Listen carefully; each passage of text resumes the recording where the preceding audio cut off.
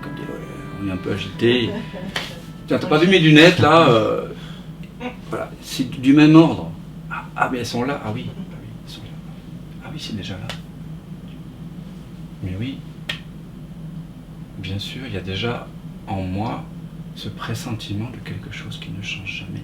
Mais oui, j'étais juste pris dans le film là. Oh là là, je viens d'avoir une dispute là avec l'autre là, ou là je viens de... Oh non, il fallait que je change les billets de train là, parce qu'avec les grèves et tout... Et puis tout d'un coup, la paix, elle est là. C'est juste que j'avais pas l'attention dessus. L'attention était sur les choses du monde, sur les autres, sur le futur, sur le passé, sur les pensées, sur les sensations. Et on passe notre vie, si ça c'est la flèche de l'attention, qui émerge du mystère, elle se tend, l'attention, ça veut dire en latin se tendre vers, attendere, se tendre vers, on est toujours tendu vers un objet, une couleur, un ami, souvent une pensée, et chaque fois qu'on voit quelque chose avec les 5 sens, tout de suite après, c'est étiqueté, donc on met l'attention sur l'étiquetage, la pensée, etc. Donc la flèche de l'attention, elle est toujours tournée vers l'extérieur. On vit de façon... voilà, on est extraverti, voilà, on est tourné vers l'extérieur. Et quand je dis extérieur, c'est vers les perceptions. Donc, les perceptions, ça peut être tout ce qui nous apparaît par le truchement des 5 sens, mais également les pensées. Hein. Les pensées nous apparaissent de façon transitoire. Ce sont moi j'appelle ça des perceptions. Donc que la flèche de l'attention soit tournée vers les pensées, ou vers une couleur, ou vers un son, ou vers demain, vers après-demain, vers l'avenir, ou vers le passé. Donc des pensées en fait.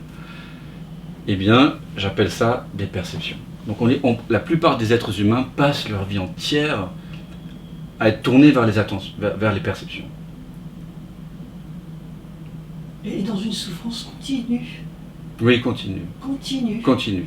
Parce que tant qu'on a l'attention tournée vers l'extérieur, tu fais bien de le souligner, il y a souffrance. Continue. Alors, quand je dis souffrance, c'est pas forcément la dépression avec antidépresseurs où on est prêt à se tirer une balle. Quand je parle de souffrance, c'est pas non plus la douleur physique qui est liée à une migraine passagère ou une maladie. Je parle de cette souffrance qui est là lorsqu'il vous manque quelque chose.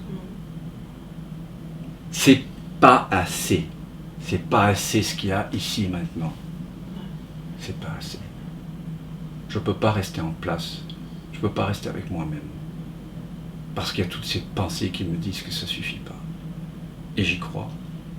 Et parce que j'y crois, je sens des sensations de malaise. Alors, ces malaises sont plus ou moins forts. Bien sûr, il y a des gens qui, sur le plan relatif, ont des vies plus ou moins heureuses. On pourrait dire. Mais bon, quand on a voyagé un peu dans le monde, quand on est allé, je sais pas moi, en Inde, aux Philippines, à Madagascar, en Thaïlande, et d'autres pays que j'ai par exemple visités, on voit bien que les cases que les parents et les enseignants et d'autres nous ont dit qu'il fallait remplir pour être heureux, ne sont pas les mêmes ailleurs. Ni ici d'ailleurs. Et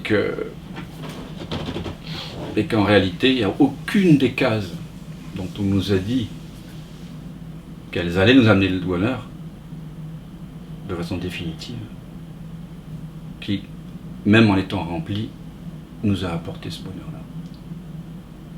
Et s'il y a quelqu'un ici, ou sur Zoom, quelqu'un dans la pièce, qui vit une expérience dans le monde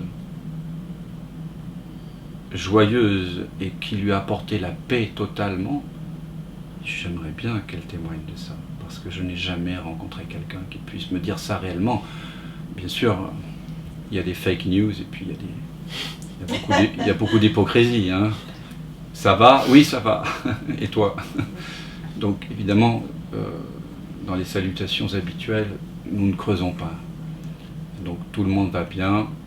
Tout va bien, Madame la Marquise, vous connaissez la chanson? Tout va très bien, Madame la Marquise, tout va très bien, tout va très bien. Mais quand on creuse un petit peu, ah là, par contre là, ça commence à... Là, Parce que c'est un peu la figure. oui, là, on appuie dessus. Oui, c'est comme quand j'officiais beaucoup comme guérisseur à une époque, enfin en tout cas, thérapeute psychocorporel.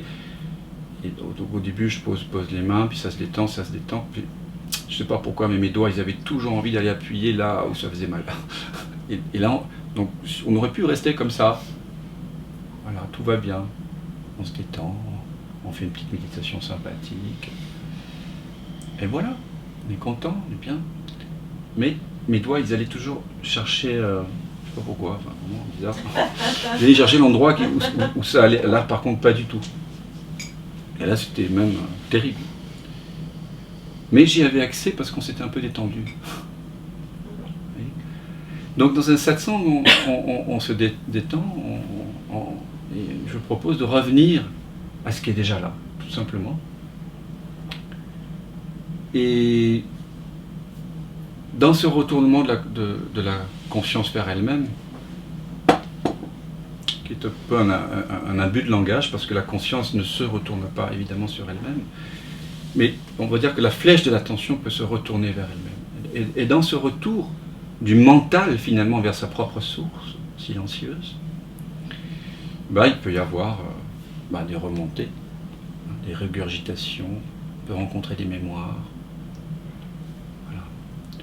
Et tout ça, toutes ces mémoires qu'on peut rencontrer, je vous invite à les partager. On est là en satsang. Le satsang, donc vous l'avez compris, on partage la présence que nous sommes chacun. Et on pourrait imaginer que c'est comme un feu de joie, la présence. Là, un feu. Et chacun, dans le satsang, par sa présence, par la présence qu'il est, allume, contribue à allumer et à maintenir ce feu.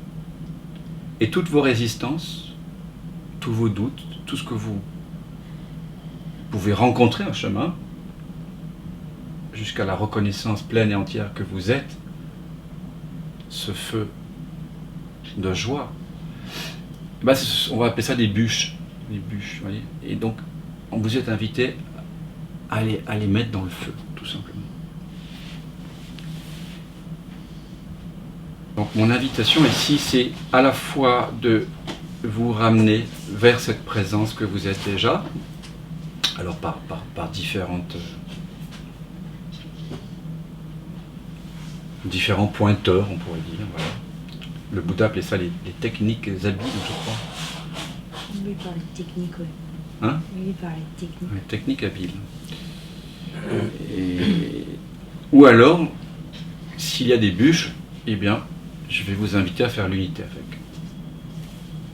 Donc, dans le premier cas, on va revenir vers la paix que nous sommes déjà. Ça, c'est la voie directe. C'est une voie subitiste. On reconnaît la présence éveillée en nous. Et par ailleurs, s'il y a des résistances trop fortes qui semblent obscurcir ce geste de retournement qui semble le rendre impossible, alors on ne va pas trop insister non plus, parce que moi, parfois il faut faire des efforts, mais je ne suis pas quelqu'un qui fonctionne dans l'effort, donc je ne suis pas un bon... je suis pas un bon effortiste, je suis pas bon pour le transmettre surtout. Donc quand ça ne veut pas se retourner, je vais plutôt vous inviter à faire l'unité. C'est-à-dire embrasser le doute, embrasser la peur, embrasser la tristesse, embrasser la croyance qui vous fait dire que vous n'êtes pas déjà la présence éveillée que vous semblez chercher. Donc, connaissance et amour, de façon de révéler la non-séparation, l'unité, l'un. Ou, en d'autres termes, le maintenant. Parce que le maintenant, c'est le même maintenant, il est seul, il n'y en a qu'un. Moi je parle ici que de l'un. Alors, on peut appeler ça le soi, comme Ramana Maharshi. On peut l'appeler Brahman, le un.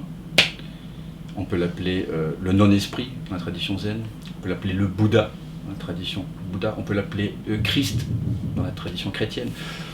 On peut l'appeler Allah. On peut l'appeler ce que vous voulez. Ce qui est important, c'est que vous le sentiez, que vous le viviez. C'est ça. Les mots ne sont que des pointeurs ici. Donc, en essence, ils fragmentent, ils divisent, on le sait.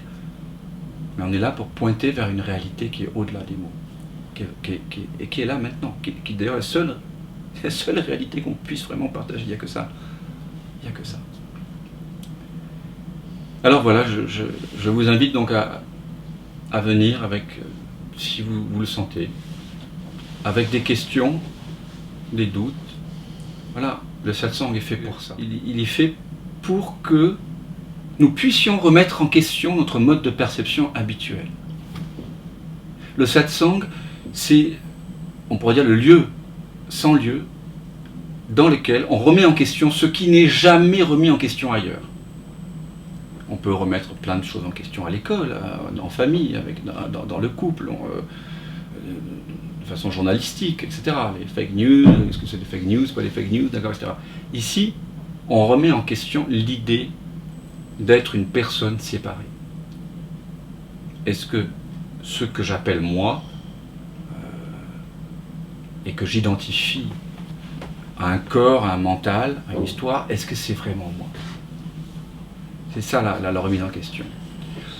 Donc toutes les questions qui ont trait à la vérité de ce que vous êtes, vraiment sont bienvenues. Elles sont même, je dirais, c'est l'énergie du satsang. C'est ce qui... La bûche. La bûche.